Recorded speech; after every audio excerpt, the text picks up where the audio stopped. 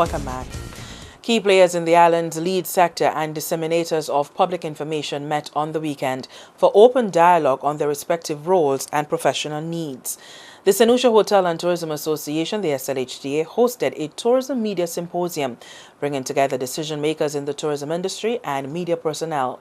Nurani Aziz is the Chief Executive Officer at the SLHTA. Given the fact that St. Lucia is experiencing a growth spurt in tourism right now, we need to make every effort to ensure that we are working very closely together with all partners to ensure that whatever concerns and challenges that they're experiencing and interfacing with the tourism industry or working with the tourism industry is addressed. In the past few months, we have had very effective dialogue with a number of other stakeholders, including the farmers and fishermen. And today what we saw was a gathering of media houses. I think approximately 40 media houses are represented here today to engage the SLHTA on this discussion on what are some of the challenges that they're having, and for them to get an understanding from tourism's point of view as to how important it is to present information in a very accurate and correct manner. Mr. Aziz says the cost associated with managing damage to the country from uninformed reporting can run in the millions of dollars. And he spoke to the fact that one incident, if it creates negative, if it paints a destination in a negative light, can cost as much as $250,000 to $500,000 worth of negative impact on the industry, in that it will cost us that much to address the fallout as a result of guests terminating their stays, as a result of the negative publicity that accompanies the presentation of information in that light. So it can be very costly, and what we're seeing right now is that as the destination struggles to compete with other destinations, every single country is looking to tap the tourism industry for a throughput of guests. And so the arena has become fiercely competitive. Not only are we desperately competing with other neighboring islands, but as a region, we're competing with destinations that have far greater amenities to offer in terms of the quality of their offerings, their resorts, the service standards of their industries, and their geographic content. So I mean, we have now to ensure that the monies that we spend in marketing the destinations are strategically spent, and that we get as much bang for our buck as we possibly can. Tourism officials stressed that the exercise was not directed at muzzling the media, simply wanting representatives to have a comprehensive understanding of how the business works and the sector's socio-economic impacts. It was also a forum for the media to express their challenges in reporting on matters of tourism. And among the officials who made presentations at the symposium was Chartered Accountant Richard Peterkin. In dissecting the socio-economic impact of tourism in St. Lucia, Mr. Peterkin spoke to the niche markets that may seem unconventional but remain open to be explored.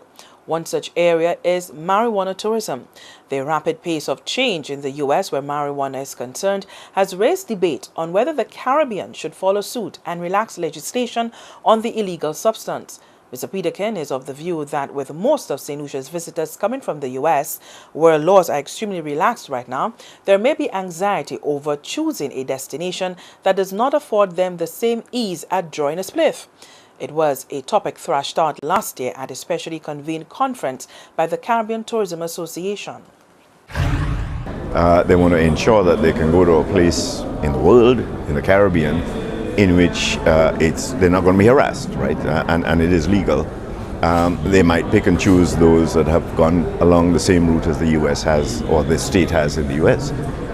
Jamaica has now gone ahead and decriminalized it, and clearly given the intention they're not going to harass people for possession of small amounts. CARICOM talked about a commission to look into it, and haven't heard a word about this commission. So we just need to get realistic and address these things and make a decision one way or another. We're either going to go along with it or go along with a part of it or manage it more carefully, but we need to let the people in our country and the people outside know exactly where we stand on those issues. Otherwise, we can find ourselves losing out. And this, I'm not talking about people who are coming here just to smoke weed, but people who may find that, it's something that they do as a normal part of their life, or for medical tourism, they want to come down to this part to do certain things and know that medical marijuana is available. And so the fact, at least, as whatever our policies are, let's just make decisions and let people know instead of just dragging our feet. Mr. Peterkin also spoke to the relevance and importance of the proposed Global Economic Citizenship Program. The Cabinet of Ministers recently considered a report on the feasibility of establishing a global resident and citizenship program undertaken by a committee established in August last year for that purpose. In order to further the process of seeking an appropriate approach to this initiative, the Cabinet of Ministers has decided that recommendations made by the task force should be available for public debate, and as such is now available on the government website. Mr. Peterkin says that such a program would boost investment in the tourism industry. We may have been a little late in coming to the party because St. Kitts has already benefited big time, 100 million US a year. But Antigua got in reasonably late as well, and they seem to be benefiting as well. There are some negative implications of it, and we can never, ignore that. In fact, I would even like for there to be not a referendum, but some kind of a survey to find out how average St. Lucians feel about that, because I know a lot of people feel, why should somebody be allowed to buy a passport? I can't even get one. It's taken me 6 weeks. But and that's a concern, because if the money that is brought in from this citizenship, or they call it global citizenship, is not used effectively, then the average St. Lucian is going to see it had no impact, and I think at the end of the day the risks were too great for us. But if it's applied in the way that I think the recommendations are in, then in fact it can be quite strategically helpful. Mr. Peterkin also cited the offshore financial sector as an example of late entry by St. Lucia. Today, St. Lucia is not a big player internationally, however, has never been blacklisted for any irregularities. But at least our legislation was very carefully, very well thought out, and we never got any bad reputation as a result of it. So I think if that's the same approach, we can at least be assured that we're not going to end up giving passports to criminals and oligarchs who are, channeling money here, there. But because people like St. Lucia.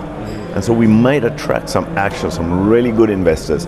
And let's face it, guys, and ladies, we have had citizenship by investment for a long time.